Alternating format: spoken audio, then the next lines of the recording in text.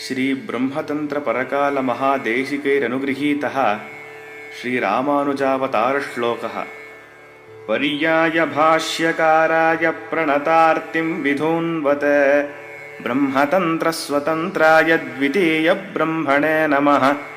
चैत्रार्द्रासंभवं विष्णोः दर्शनस्थापनोत्सुकं तुण्डीरमण्डले शेषमूर्तिं रामानुजं भजे।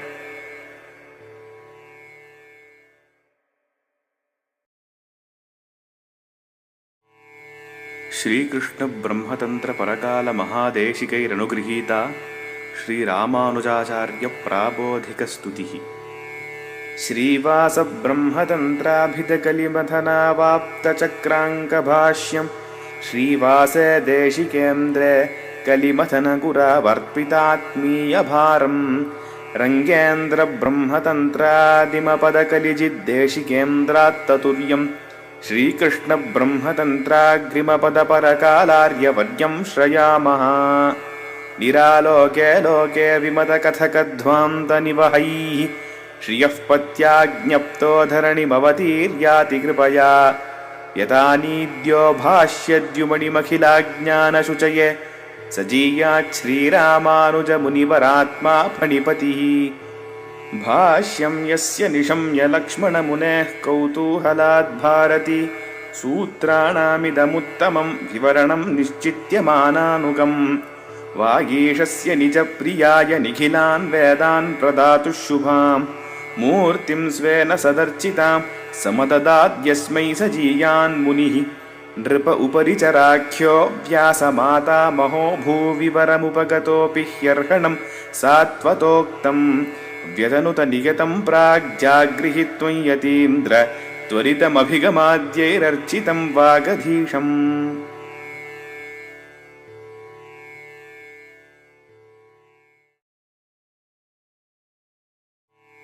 श्रीकूरनाथ श्रीवत्सचिह्न मिश्र विरचितं धाटीपञ्चकम्।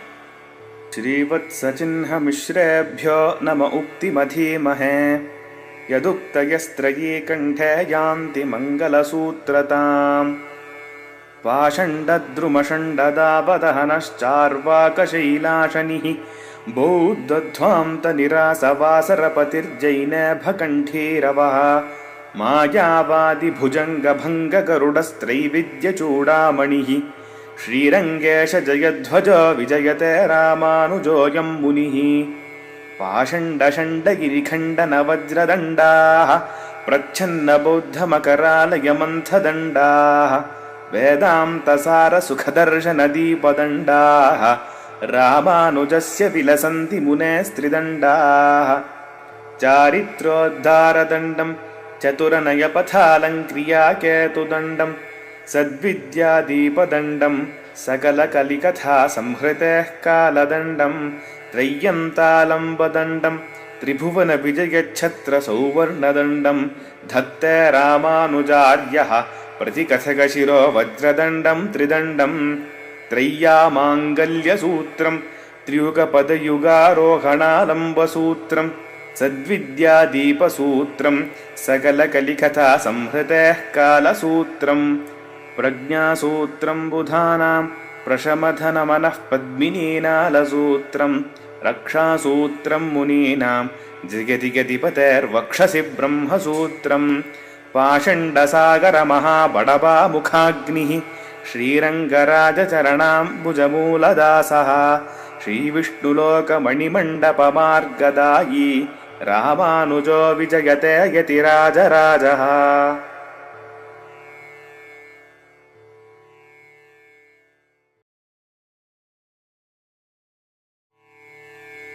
श्रीकूरनाथ श्रीवत्सचिह्न मिश्र विरचिताः श्रीरामानुजस्तुतिश्लोकाः। श्रीवत्सचिह्नमिश्रेभ्यो नम उक्तिमधीमहे यदुक्तयस्त्रयी कण्ठे यान्ति मङ्गलसूत्रताम्। यो नित्यमच्युतपदाम्बुजयुग्मरुक्मव्यामोहतस्तदितराणि तृणाय मेने अस्मद्गुरोर्भगवतोऽस्य दयैकसिन्धोः रामानुजस्य चरणौ शरणं प्रपद्ये।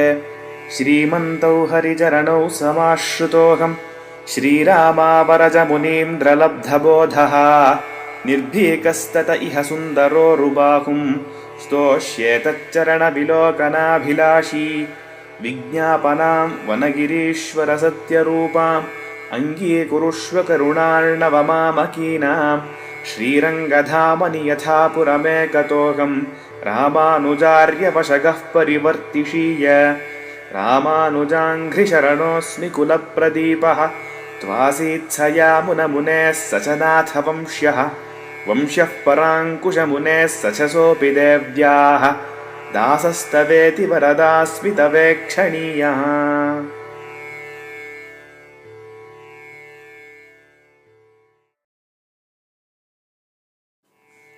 श्री वरदविष्णु महादेशिकेरनुगृहीतः श्रीरामानुजवैभवश्लोकः।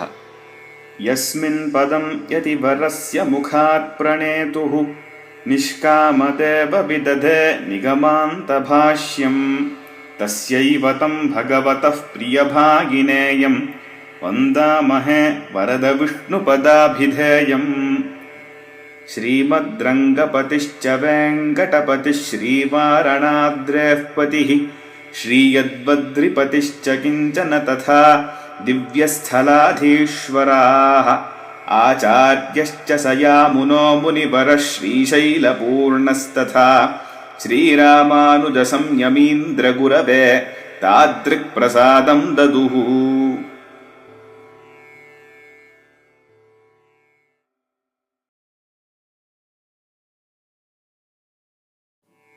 श्री तिरुमलै अनन्तार्य स्वामी विरचिता श्रीरामानुज चतुश्लोकी।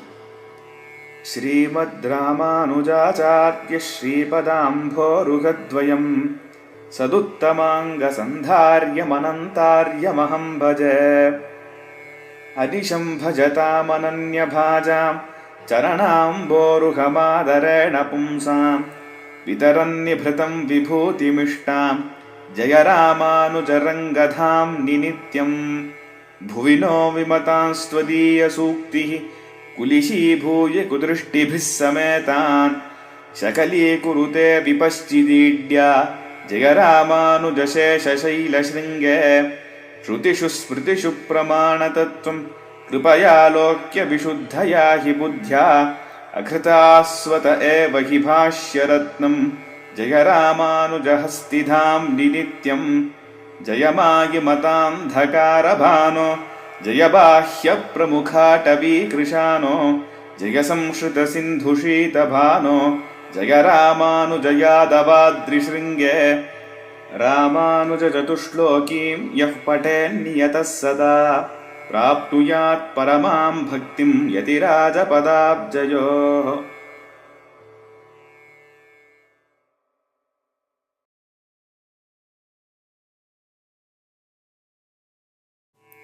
श्री पराशर भट्टार्यैरनुगृहीतानि श्री रामानुजस्तुतिपद्यानि।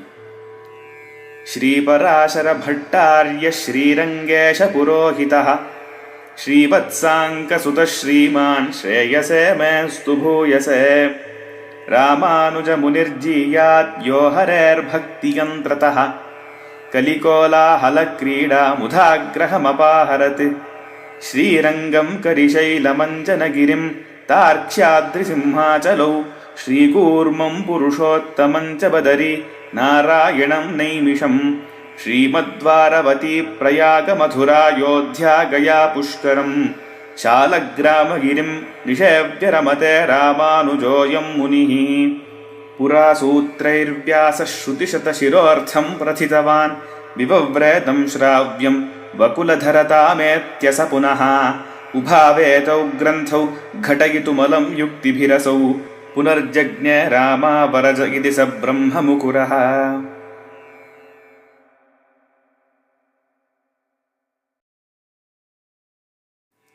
श्रीवात्स्यवरदार्य महादेशिकैरनुगृहीतानि श्रीयतिराजभारतीस्तुतिपद्यानि।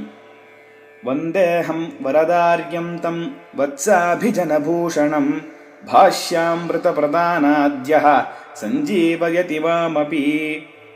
क्वपथि विदुषामेष प्रौढी श्रियः प्रभुना शपे मशकशकनं मन्ये मादृक्प्रभावनिदर्शनम् यतिवरवचस्तेजः प्रत्यर्थिवर्गनिरर्गलक्षपणनिपुणम् नित्यम् जागर्ति कीर्तिकरम् मयि न खलु कवितामानः कानः क्षितिः पथि गौतमे न च परिचयः काणादेव कुमारिलदर्शने अपि गुरुमते शास्त्रेष्वन्येष्वपीह तथापि नः फलति विजयम् सर्वत्र श्रीयतीश्वरगीश्रमः यश्च कारयति राजभारती चित्तवृत्तिषु परम् परिश्रमम् तस्य वैदिकसदशिखामणेरग्रतः क्व परवादिसम्भवः।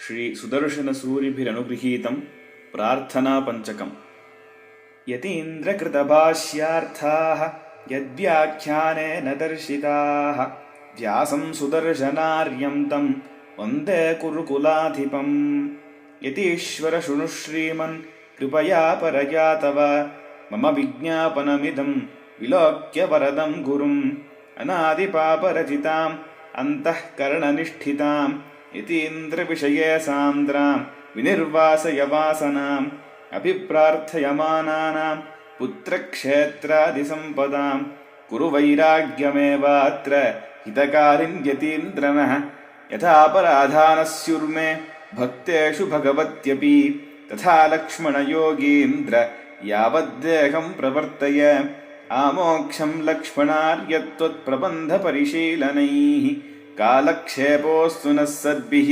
सहवासमुपेयुषाम् इत्येतत् सादरं विद्वान् प्रार्थनापञ्चकं पठन् प्राप्नुयात् परमां भक्तिं यतिराजपदाब्जयोः।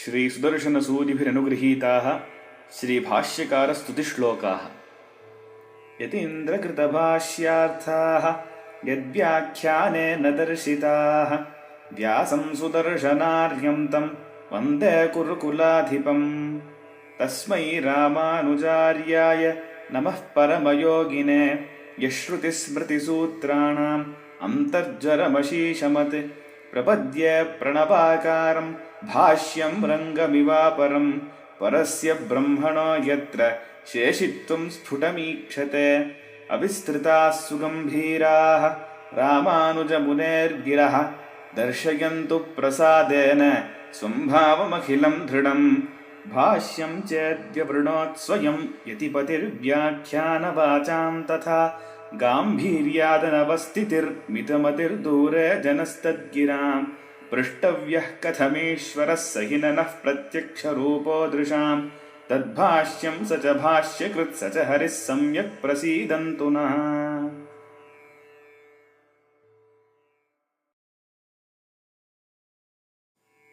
श्रीमन्निगमान्तमहादेशिकैरनुगृहीता श्रीयतिराजसप्ततिः।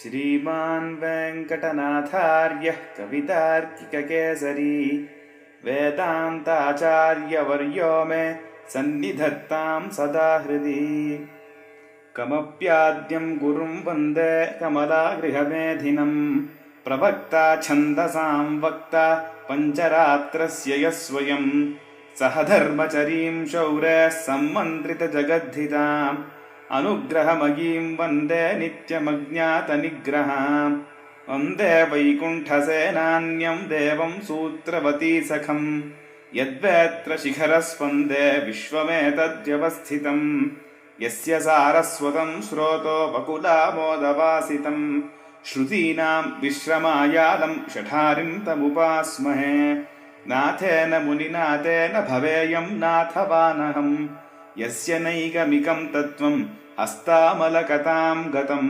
नमस्यां यरविन्दाक्षं नाथभावे व्यवस्थितं शुद्धसत्त्वमयं शौरेरवतारमिवापरम् अनुज्झितक्षमायोगम् अपुण्यजनबाधकम् अस्पृष्टमदरागं तं रामं तुर्यमुपास्महे विगाहे यामुनं तीर्थं साधुवृन्दावने स्थितं निरस्तजिह्मगस्पर्शे यत्र कृष्णः कृतादरः दयानिघ्नं यतीन्द्रस्य देशिकं पूर्णमाश्रये येन विश्वसृजो विष्णोः अपूर्यत मनोरथः प्रणामं लक्ष्मणमुनिः प्रतिगृह्णातु मामकं प्रसादयति यत्सूक्तिस्वाधीनपतिकां श्रुतिम् उपवीति न मूर्ध्वपुण्ड्रवन्तं त्रिजगत्पुण्यफलं त्रिदण्डहस्तं शरणागतसार्थवाहमीडे शिखया शेखरिणं पतिं यतीनां प्रथयन् विमतेषु तीक्ष्णभावं प्रभुरस्मत्परिरक्षणे यतीन्द्रः अपृथक् प्रतिपन्नयन्मयत्वयैः ववृधे पञ्चभिरायुधैर्मुरारेः शबितोदय शङ्करादिगर्वः स्वबलादुद्धृत यादवप्रकाशः अवरोपितवान् श्रुतेरपार्थान् ननु रामावरदः स एष भूयः अपहुश्रुतसम्भवं श्रुतीनां जरतीनामयथा यथ प्रचारं विनिवर्तयितुं यतीश्वरोक्तिः विदधेता स्थिरनीतिपञ्जरस्थाः अमुना तपनातिशायि भूम्ना यतिराजेन निबद्धनायकश्रीः महती गुरुपङ्क्तिहारयष्टिः विबुधानां हृदयङ्गमा विभाति अलूनपक्षस्य यतिक्षमाभृतः विभाति वंशे हरितत्वमक्षतम् यदुद्भवाः शुद्धसुवृत्तशीतलाः भवन्ति मुक्तावलिभूषणं भुवः अनपाय विष्णुपदसंश्रयं भजे कलया कयापि कलयाप्यनुज्झितम् अकलङ्कयोगमजडाशयोदयम् यतिराजचन्द्रमुपरागदूरगम् अभिगम्य सम्यगनघाः सुमेधसः यतिचक्रवर्तिपदपद्मपत्तनम् हरिभक्तदास्य रसिकाः परस्परम् क्रयविक्रयार्हदशया समिन्धते परुषातिवादपरिवादपैशुन प्रभृति प्रभूतपतनीय पङ्किला स्वदते ममाद्य सुभगा सरस्वती यतिराजकीर्तिकतकैर्विशोधिता अनुकल्पभूतपुरभित्पदं सताम् अजहत्रिवर्गमपवर्गवैभवम् चलचित्तवृत्तिविनिवर्तनौषधम् शरणं यतीन्द्रचरणं वृणीमहे श्वसितावधूतपरवादिवैभवाः निगमान्तनीतिजलधेस्तलस्पृशः प्रतिपादयन्ति गतिमापवर्गिकीं यतिसार्वभौमपदसात्कृताशयाः मूले निविश्य महतां निगमद्रुमाणाम् उष्णन् प्रतारकभयं धृतनैकदण्डः रङ्गेश भक्तजनमानसराजहंसः रामानुजः शरणमस्तु मुनिः स्वयं नः सन्मन्त्रविद्क्षिपति संयमिनां नरेन्द्रः संसारजिह्मगमुखैः समुपस्थितं नः विश्वक्ततं विषयलोभविषं निजाभिः गाढानुभावगरुडध्वजभावनाभिः नाथः स एष यविनां नखरश्मिजालैः अन्तर्निलीनमपनीयतमो मदीयं विज्ञानचित्रमनघं लिखतीव चित्ते व्याख्यानकेलिरसिकेन कराम्बुजेन उद्गृह्णतीम् उपनिषत्सु निगूढमर्थं चित्ते निवेशयितुमल्पधियां स्वयं नः पश्येम लक्ष्मणमुनेः प्रतिपन्नहस्ताम् उन्निद्रपद्मसुभगाम् उपदेशमुद्राम् आकर्षणानि निगमान्तसरस्वतीनाम् उच्चाटनानि बहिरन्तरुपप्लुवानाम् पथ्यानि घोरभवसञ्ज्वरपीडितानाम् हृद्यानि भान्ति यतिराजमुनेर्वचांसि शीतस्वभावसुभगानुभवः शिखावान् दोषावमर्दनियतोन्नतिरोषधीशः तापानुबन्धशमनस्तपनः प्रजानाम् रामानुजो जयति संवलितत्रिधामा जयति सकलविद्यावाहिनी जन्मशैलः जनिपथपरिवृत्तिश्रान्तविश्रान्तिशाखी निखिलकुमतिमाया शर्वरी बालसूर्यः निगमजलधिवेलापूर्णचन्द्रो यतीन्द्रः मुनिबहुमतसारा मुक्तिनिःश्रेणिकेयम् सहृदयहृदयानां शाश्वतीदिष्टसिद्धिः शपितदुरितगन्धा संयमीन्द्रस्य सूक्तिः परिचितगहनानः प्रस्नुवीतप्रसादम् भवमरुपरिखिन्नस्फीतपानीयसिन्धुः दुरितरहितजिह्वा दुग्धकुल्या सकुल्या श्रुतिनयनसनाभिः शोभते लक्ष्मणोक्तिः नरकमथनसेवास्वादनाडिन्धमानः हरिपदमकरन्दस्यन्दिनः संश्रुतानाम् अनुगत बहुशाखास्तापमुन्मूलयन्ति शमितदुरितगन्धाः संयमीन्द्रप्रबन्धाः कथकजन मनीषा कल्पना कल्पवृक्षाः नानाभूतैर्जगति समयैर्नर्मलीलां विधित्सोः अन्त्यं वर्णं प्रथयति विभोरादिमव्यूहभेदे विश्वं त्रातुं विषयनियतं व्यञ्जितानुग्रहः सन् विश्वक्सेनो यतिपतिरभूद्वेत्र सारस्त्रिदण्डः लक्ष्यं बुद्धेरसिकरसनालास्य लीलानिदानं शुद्धास्वादं किमपि महति श्रोत्र दिव्यौषधं नः लक्ष्यालक्ष्यैः सितजलधिवद्भाति तात्पर्यरत्नैः लक्ष्मीकान्तस्फटिकमुकुरो लक्ष्मणार्योपदेशः स्थितिमवधीरयन्त्यतिमनोरथसिद्धिमतीं यतिपतिसम्प्रदाय निरपाय धनोपचिताः मधुकरमौळिदघ्नमददन्तु रदन्ति घटा करटकटाहवाहघनशीकरशीभरिताम् निरुपधिरङ्गवृत्तिरसिकानभिताण्डवयन् निगमविमर्शकेलिरसिकैर्निभृतैर्विधृतः गुणपरिणद्धसूक्तिदृढकोणविघट्टनया रटति दिशामुखेषु यतिराजयशः पटः इदं प्रथमसम्भवत्कुमतिजालकूलङ्कषाः प्रशामतविशानलज्ज्वलितजीवजीवातवः क्षरन्त्यमृतमक्षरम् इति पुरन्दरस्योक्तयः चिरन्तन सरस्वती चिकुरबद्धसैरन्ध्रिकाः सुधाशनसुदुर्ग्रहः श्रुतिसमष्टिमुष्टिन्धयः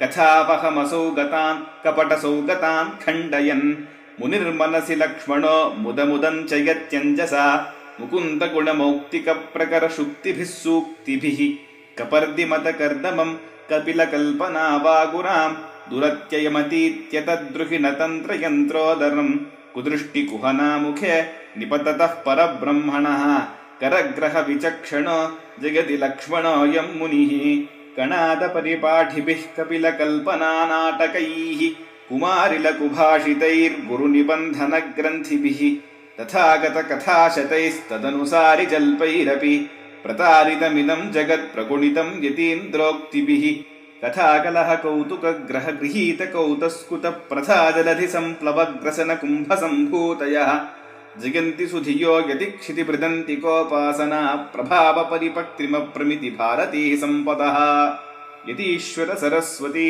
सुरभिताशयानां सतां वहामि चरणां कुजं प्रणतिशालिना मौलिना तदन्यमतदुर्मदज्वलितचेतसां वादिनां शिरस्सु निहितं मया पदमदक्षिणं लक्ष्यताम् भजस्सु यति भूपतेरनिदमादिदुर्वासना गदध्वपरिवर्तनश्रमनिवर्तनीं वर्तनीं लभस्व हृदयः स्वयं रथपदायुधानुग्रहद्रुतप्रहृतिनिस्तृटद्दुरितदुर्वृतिं निर्वृतिम्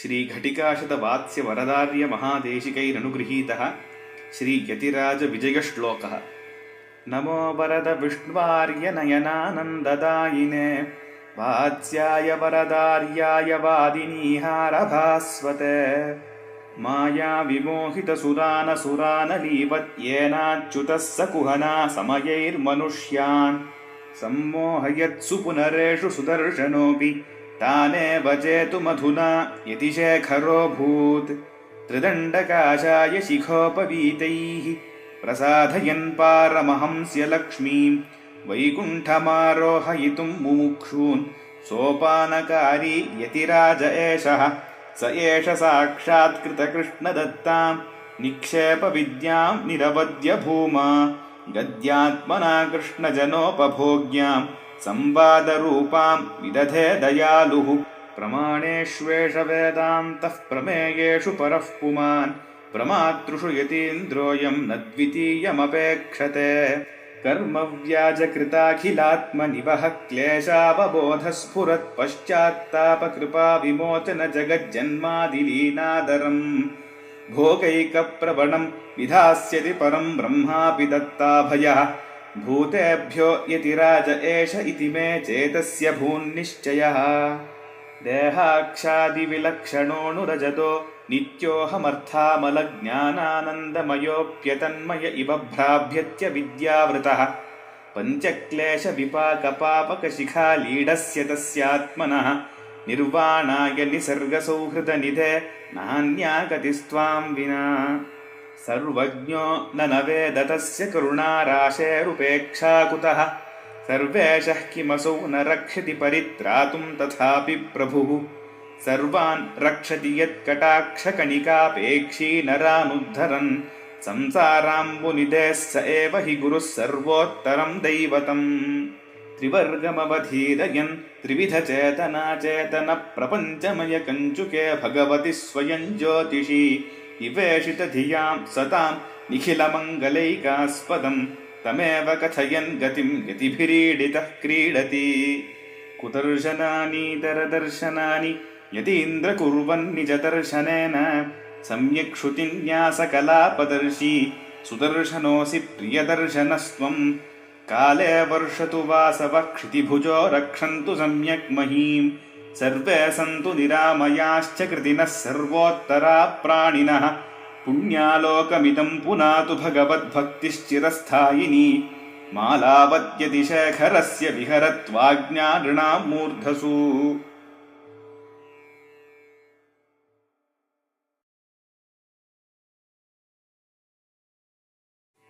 श्रीमदान्ध्रपूर्णगुरुभिरनुगृहीतं श्रीभाष्यकारमङ्गलम्। श्रीरामानुजयोगीन्द्रक्षीरकैङ्कर्यशालिने नमो वटुकपूर्णाय महनीयगुणायते। श्रीपराङ्कुशपादाब्जसुरभीकृतमौलये श्रीवत्सचिह्ननाथाय यतिराजाय मङ्गलम्। नाथ पद्माक्षरामार्यपादपङ्कजसेविने सेव्याय सर्वयमिनां यतिराजाय मङ्गलम्। पूर्णाय पूर्णकरणापात्रायामिततेजसे मालाधरप्रियायास्तु यतिराजाय मङ्गलम्। संसेव्ययामुनाचार्यम् एकलव्योऽस्म्यहं गुरोः इत्येवं वदते नित्यं यतिराजाय मङ्गलम्। श्रीकाञ्चीपूर्णमिश्रोक्तरहस्यार्थविदे सदा देवराजप्रियायास्तु यतिराजाय मङ्गलम्। श्रीमद्गोष्ठीपुरी पूर्णदिव्याज्ञां कुरुते मुदा श्लोकार्थं गृह्णते तस्मात् यतिराजाय मङ्गलम्। पूरेशकुरुकानाथ दाशरथ्यादिदेशिकाः यच्छिष्या भान्ति ते तस्मै यतिराजाय मङ्गलम्। चरमश्लोकतत्त्वार्थं ज्ञात्वार्याज्ञां विलङ्घ्य च दिशते तं स्वकीयेभ्यः यतिराजाय मङ्गलम्। श्रीशैलपूर्णकृपया श्रीरामायणमर्थतः भक्त्या येन श्रुतं तस्मै यतिराजाय मङ्गलम्। शङ्करादिकुदृष्टीनां बाह्यानां निधनाय च श्रीभाष्यं कुर्वते तस्मै यतिराजाय मङ्गलम्। कुर्वन्नुपनिषद्भाष्यं जगद्रक्षां करोति यः दयायाः परतन्त्राय भाष्यकाराय मङ्गलम्। द्रविडोपनिषद्व्याख्यां कलयेति कृपाबलात् शासते कुरुकेशं तं भाष्यकाराय मङ्गलम्। गत्वा तु शारदापीठं वृत्तिं बोधायनस्य च अवलोक्यागतायास्तु भाष्यकाराय मङ्गलम्। परमाणुमृषावादिवादसंहारकारिणे तस्मै भगवते श्रीमद्भाष्यकाराय मङ्गलम्। श्रीमत्कुरङ्गपूर्णाय श्रीभाष्यं वदते स्वयं पित्रे सम्पत्सुतस्यापि भाष्यकाराय मङ्गलम्। दत्त्वा वृषगिरीशस्य शङ्खचक्रे रमापतेः परमप्रीतियुक्ताय भाष्यकाराय मङ्गलम्। सन्न्यासं कुर्वते काञ्च्याम् अनन्तसरसीतटे वरदेऽन्यस्तभाराय भाष्यकाराय मङ्गलम्। श्रीमन्महाभूतपुरे श्रीमत्केशवयज्वनः कान्तिमत्यां प्रसूताय यतिराजाय मङ्गलम्। शेषो वा संज्ञनाथो वा श्रीपतेर्वेति सात्विकैः वितर्क्याय महाप्राज्ञैः यतिराजाय मङ्गलम्। प्रकृष्टगुणपूर्णाय प्राप्याय स्वाङ्घ्रिसेविनां प्रपन्नसार्थबाहाय यतिराजाय मङ्गलम्। वेदात्मकप्रमाणेन सात्विकैश्च प्रमातृभिः प्रमेयेण सह श्रीमान् वर्धतां यतिशेखरः।